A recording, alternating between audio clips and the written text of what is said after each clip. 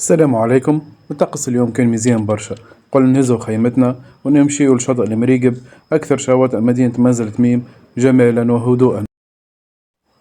اليوم هزينا معنا الخيمة الكندية، تركيبها سهل برشا وقعدتها مريحة ياسر. أول حاجة ناخذ الأقيسة الضرورية ومن بعد كي نقوموا بتثبيت عواميد الارتكاز، وفي ظرف 10 دقائق تكون خيمتنا راكبة وأمورها واضحة. من داخل فيها برشا شبابك واسعة، وزدنا حاطين الخيمة المفتوحة أمامها باش تحمينا من أشعة الشمس. وبعد ما تعبنا من العام تو جي وقت تحضير الفطور. غسلنا خضرتنا وبعد كي قشرنا البطاطا وقطعناها تريفات، وبعد كي عملنا نفس الشيء مع الطماطم، وبعد كي ملحناها وحضرناها للقليان.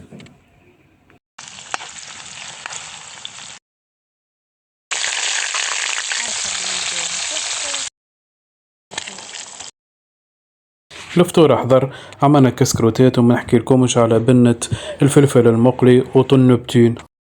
في الديسير خدينا كعبة دلاع من مدينة دار علوش، وما نحكي لكمش على البنة العالمية. في المصيد كان ثم برشا مس، وكان لازمني نهز الطعم المناسب. وآخرا وليس آخرا، دعوة المجتمع المدني في مازل تميم من أجل تكثيف المجهودات لإغلاق مصب المريقب قبل صيف 2026.